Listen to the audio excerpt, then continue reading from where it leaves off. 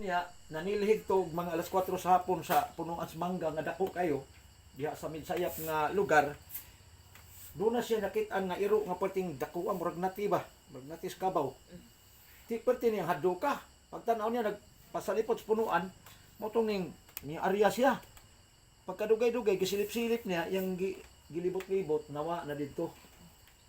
Unya kadto di nga iro pwede maging malalis nga ni amang mga hinulog sa Ginoo human atong giras langit nga nahitabo ni agay nahulog si uta nga mga espiritu.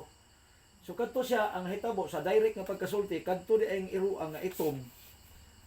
Engkanto di ito siya nga gitawag nilag suta. Kanang suta ang pikas naong bati, ang pikas naong gwapo. Mao daw na gitawag nila sa sinultihang siniaw nga engkantong bugoy. Mao na nga kadto siya ning hawa didto sa midsayap kay gipangulitawhan naman siya ato. Gipangulitawan siya ato.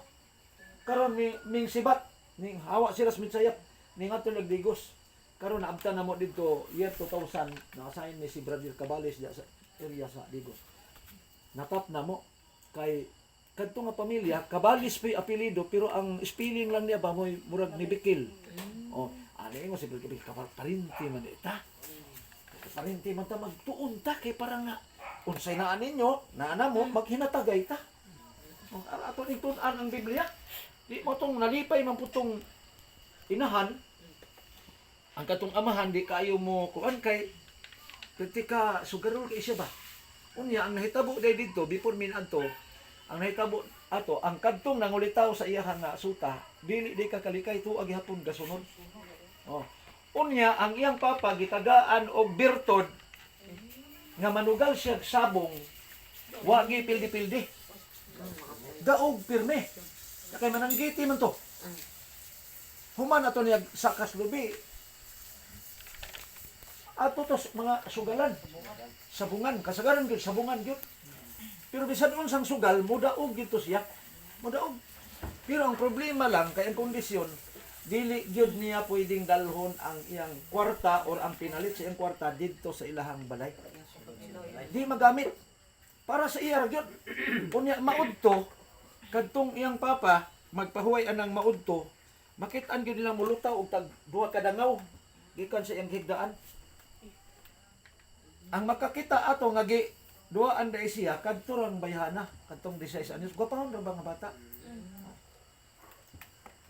Gipangulitawhan siya didto og kanang tawag gyud nga original. Gipasidan antong nangulitaw nga ay nalang gyud patuga-tuga kung may kaisog ka kay kuyaw kay imong karibal ani. Ya, huwag mo nang minyo na. Kana pang wa pa kuno maminyo. Oh. Personada siya. Karon ang nahitabo kay gi-experience man gyud na nagbike tong maong ulitaw nga mamisita didto. Ni testimony man gyud. Before siya maabot in ani siguro kanang karsada pod before siya maabot na may kabugangan ng agian. Nahibulong siya kay when nagbike siya ang iyang bike ni Alsa. Nilupad naman siya. Dito sa kabugangan.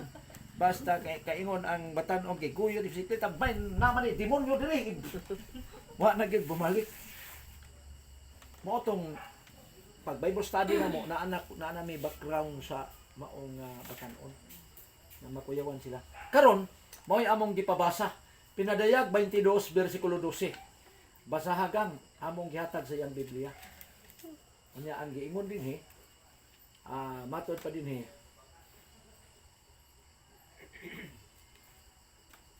Bersikulo 12. Atong sugdon diri sa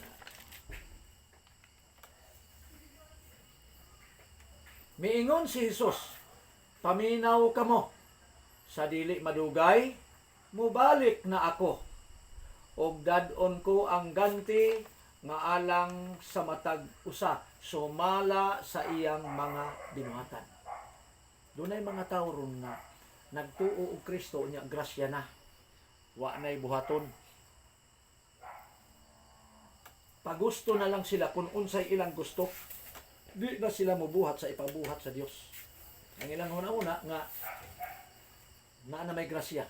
Pero di ay nagtug-an si Ginoong Hesus nga mobalik siya aron nga mobalos sa matag usa ka binuhatan.